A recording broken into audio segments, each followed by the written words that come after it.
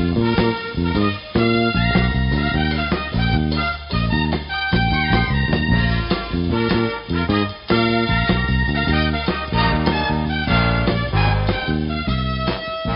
morning, Bucknutters. It is Thursday, September 7th, 2017. I'm Dan Rubin. This is the Bucknuts Morning 5 and Change, joined, as always, on Thursdays by Steve Wiltfong, Director of Recruiting for 24/7 Sports. Steve, Ohio State does not play in your home state tonight as they did a week ago. Nevertheless, a huge game in Columbus and a star-studded cast coming in. How are you this fine morning? Good morning, Daniel. Doing well, but never doing as well as Ohio State football recruiting is doing. It is getting a little bit ridiculous. I will say, anyone who's not high on the Buckeyes now, or any fan that has issues with recruiting, you have issues, and they're never going away. But I digress. You had a story yesterday that definitely caught my fancy. Defensive tackle recruiting has kind of been, if you were going to say one, an Achilles heel for the Buckeyes. They have Teron Vincent in this class, the number one tackle in the class, and now it sounds like they may get a commitment from Tommy Togiai, defensive tackle out of Pocatello, Idaho. You crystal balled him yesterday to the Buckeyes. He is headed to Ohio State for a visit this weekend.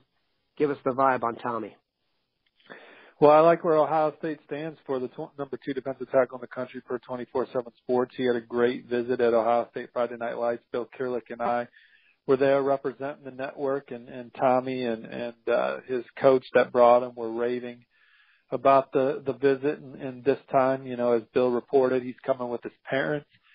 And I expect Ohio State to continue to make their case and make Tommy feel very comfortable with the potential future at Ohio State. Now, will he commit? I think that there's a possibility that the Buckeyes could go ahead and push Tommy towards that. I don't think he's coming in planning to commit, but I just think that the way things are lining up and having covered numerous other recruitments, that Ohio State could really blow Tommy and his family away with the environment, and then obviously with all the support and things they give the football players and his parents get the chance to see it for the first time. You really like Ohio State coming in. But, you know, if he doesn't commit or commit soon after, then this one gets interesting, as it always does with the young man living far away. But right now, the mojo appears to be riding with the Big Ten power Ohio State Buckeyes.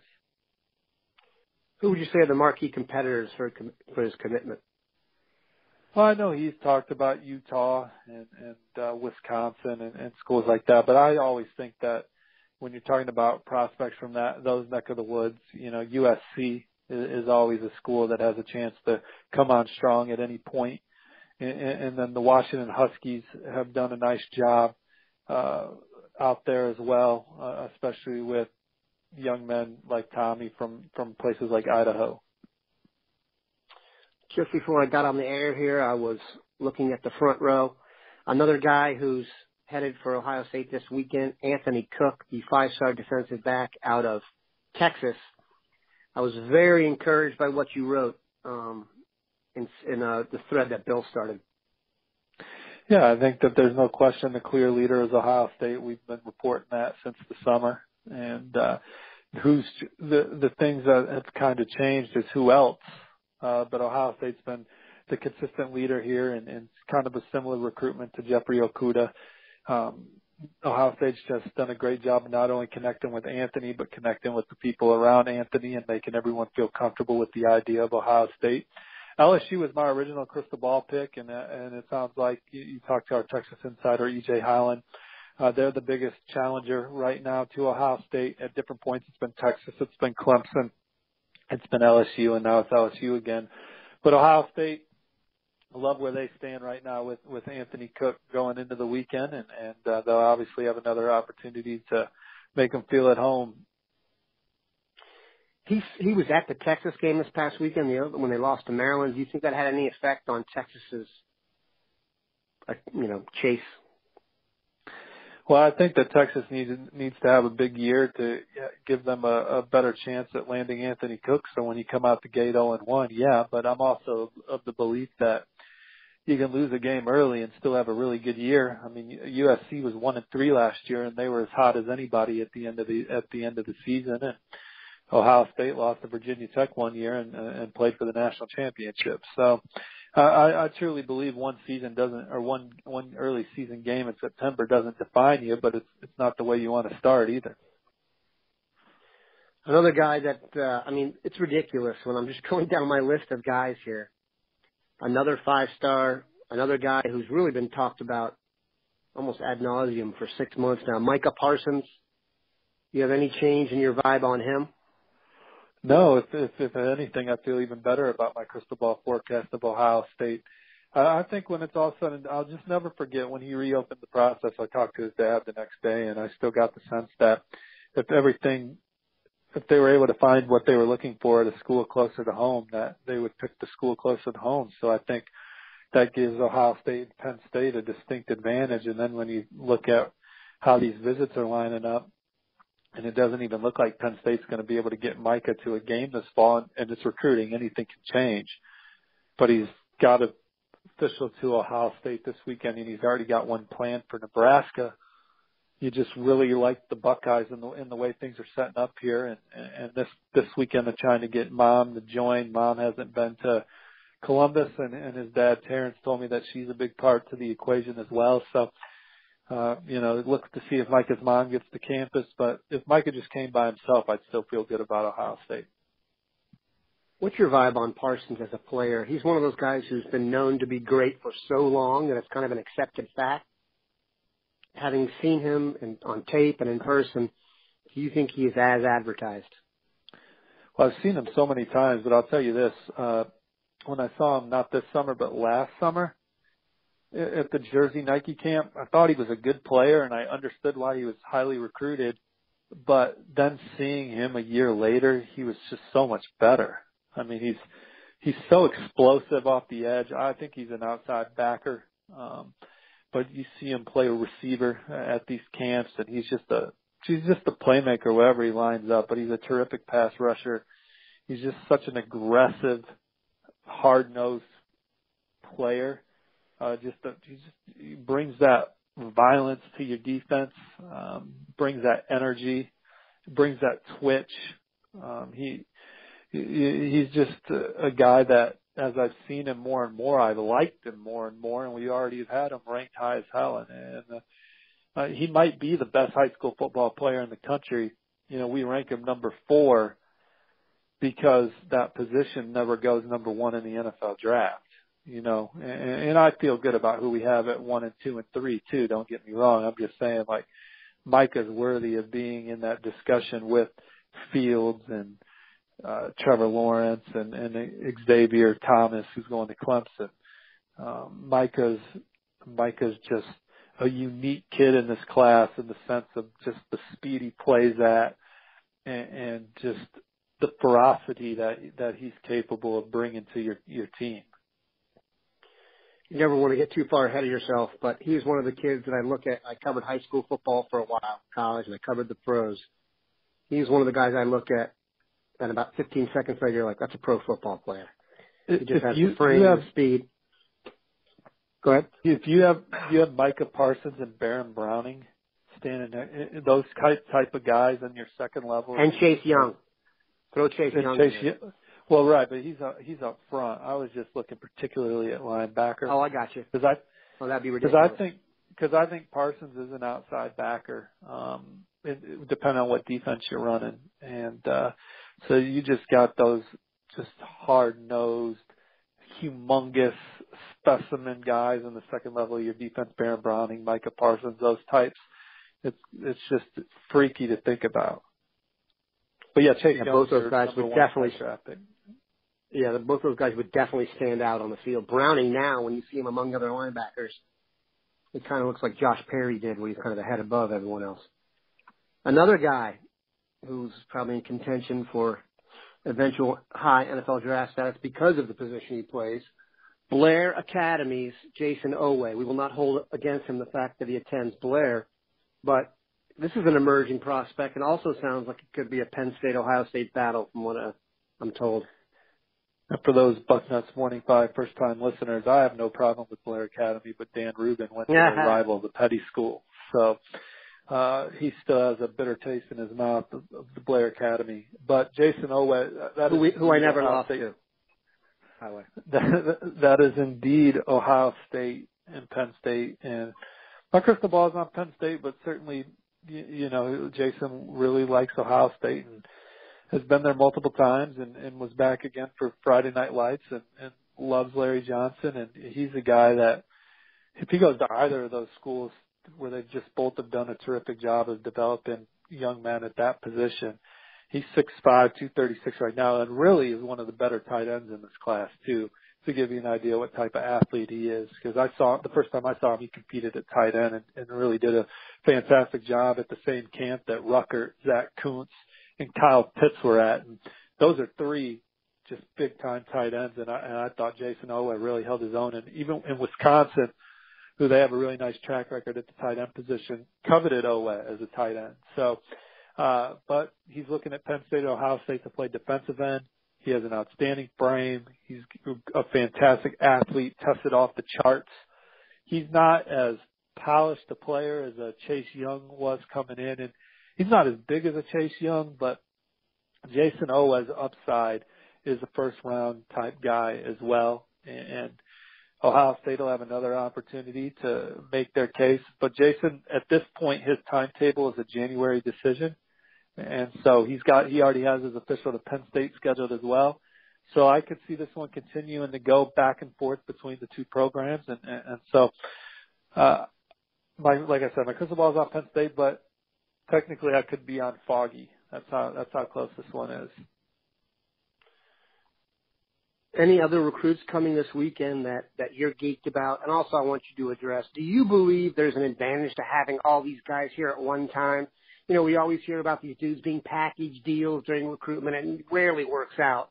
But having them all here at one time, the way they can communicate with each other now, I was told, for example, that the current recruits have a group text going, and they were all watching the Ohio State game and their locales and texting back and forth. So does that stuff actually help get a commitment, do you think?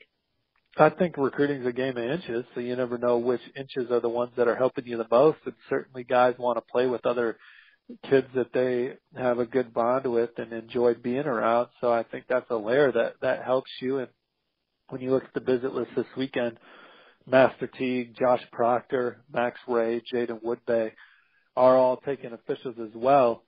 So you got these other young men, Christian Tutt included, taking officials and being surrounded by Ohio State commits. And then you have just Ohio State guys that are committed taking unofficials.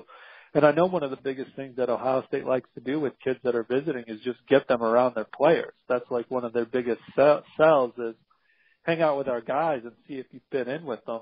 And the culture is so strong that the players in the locker room do such a great job of communicating and selling it to their peers that other kids buy in. So you get Micah Parsons around a Baron Browning or a Chase Young, and you get Anthony Cook around a Jeffrey Okuda, and you get Jayson Oweh and Tommy Togiai around those guys. They really love the feel that they get around their peers, and that makes the school more advantageous. They're not picking Ohio State just because of the guys in the locker room. They're not picking Ohio State just because of the coaching staff. And they're not picking Ohio State just because of the stage they play on. But collectively together, that trio of things, I think, is one of the more special products in college football. And that's why Ohio State's recruiting at such a high level. As a group, the expected visitors this weekend for Ohio State, how would you compare the group to other big-time schools that have had big-time recruiting weekends already or expect to have them this season? Well, there's 5 big games this week. You got Clemson hosting Auburn. You got Notre Dame hosting Georgia. Oregon's got Nebraska coming in. And USC's got Stanford. And then obviously Ohio State's got the Sooners coming in. And you just look at the star power with Parsons, Tommy Togiai, Jayson Oweh, Anthony Cook. Those are blue-chip, highly ranked kids. I don't think anybody – I haven't seen a visitor list that matches that at the top right now. And then you could still have a Jackson Carman show up. I'm not saying I've confirmed he's been there, but I haven't confirmed he's not coming either. Last I heard, yesterday I asked a source, and they said they hadn't heard he was coming, but, obviously he has an invitation. So we'll see if he shows up. And so if you get him on campus with the other guys, you're not going to have that many 5-stars in one place at one time. But it looks like, and maybe I'm wrong, and we'll see how it shakes out Saturday, because there are plenty of underclassmen coming to this game. But Penn State's going to, I don't know if this game's going to have more underclassmen at it or Penn State. With the Penn State, the Ohio State game. Right. Yeah, exactly. Right. So, cause Ohio State's got 2 huge home weekends. And right on. You already got Cam Babb and Tyreke Smith on the list for that ball game. And those are 2 other coveted targets. Tyreke Smith's interesting. I wrote about him yesterday as well. Penn State's going to get a chance to impress him 3 times. And so while the crystal ball is all Ohio State for the Cleveland Heights kid, he's a California guy that's taking his first official to USC in a couple weeks. So I think USC's a sleeper. But Penn State, everyone knows that they've been right in the thick of it for Tyreke from go. They were one of the first schools to recruit him. He's a basketball convert that didn't even play football early in his career. So Penn State was first to really get in there and take a chance. And he's going to see Penn State play Ohio State in the shoe. He's going to go to a Penn State game on an unofficial for Michigan. Then he's got his official for Penn State scheduled for December. So my crystal ball on the Buckeyes, but similar to Oweh, I could still see him at Penn State, where my crystal ball for Oweh is on Penn State, but I could see Oweh at Ohio State. You won't get a more comprehensive look at recruiting for this weekend than that. We appreciate that. What is your vibe on the Oklahoma-Ohio State game? Obviously, last year, Ohio State went to Oklahoma and beat the Sooners. Bloodbath, stole something. Yeah, it was terrible for them. What's your vibe this weekend, though? You think it's a repeat? Do you think Oklahoma has it in them? Well, I think Oklahoma has it in them, and I think they can win the ball game. I think I like the Buckeyes. It's at home. Ohio State's a national title contender. But here's the thing. Oklahoma, they match up better with Ohio State this year than they did last year. Ohio State's still breaking in a new secondary. Last year, you look at Ohio State's secondary, and it was, two highly drafted corners and a highly drafted safety. And we don't know where these guys, we know Ohio State's got a talented secondary, but is it like that this year? I don't think it is. Or it isn't right now. Maybe there's some guys on the roster that will ultimately, maybe there's a plethora of guys on the roster that ultimately will go high. I think they are, but those guys are still teenagers. So you got Baker Mayfield, who's a year older. So college football just got even slower for him than it was the year before, and then the year before that. He's been ultra productive, and he's just got a huge chip on his shoulder for this ball. I expect him to play well. But on the flip side, you got JT Barrett, who's played a ton of football himself, and this is a big game. He was able to get a ball game last week where he was able to start vibing with his new receiving core, which is, he has a brand new receiving core, and obviously they practiced together. But this was their first time rotating and getting in sync in a game, and so I expect Ohio State's passing game to look better against the Sooners. And then you got Michael Weber back to give them that power punch to go along with J.K. I expect a tight ball game, and I think it'll be a game that ebbs and flows. But I think in the end, J.T. Barrett makes a play late to win them the ball game. There you have it, Bucknutters. Complete. You agree with that? Recruiting update. I just think Baker Mayfield has never seen a defensive line like this, and if their game plan is to have him have the ball for more than 2 or 3 seconds, I don't know if he'll make it through the game. I think that's going to be routine for that. That's fine. I agree with you. You better get rid of it quick. With you. And he's going to throw it 65 times. Go ahead. Sure. No, I think you're right. I think you're dead on. But Baker Mayfield is going to see the field better than Lego did. I thought Lego in Indiana put together a nice script. Said here's your chance. You can't really run the ball against Ohio State in that D line. We'll see if Oklahoma can get anything going positively on the ground. Indiana couldn't. But I just feel like Baker Mayfield, he's not a statue back there. He can move around, and So you have that element, and then he's just been through the fire and the war so many times that he should be able to make something happen. But it's definitely not lost on me that Ohio State's defensive line could take over that ball game, and maybe this year's game looks like last year's. I just think Baker Mayfield, a year older, he's a special college player that and he's not a statue, that he can move around and make some things happen. I hope there are plans for him to move around, because one thing is, you're not going to move around forever, and he's not a huge dude. The player they had last year that really scared me is gone. That's Joe Mixon. So we shall see. We appreciate Steve stopping by. You know he'll be watching. Have a good one, Bucknutters. Gentlemen, appreciate it. See y'all.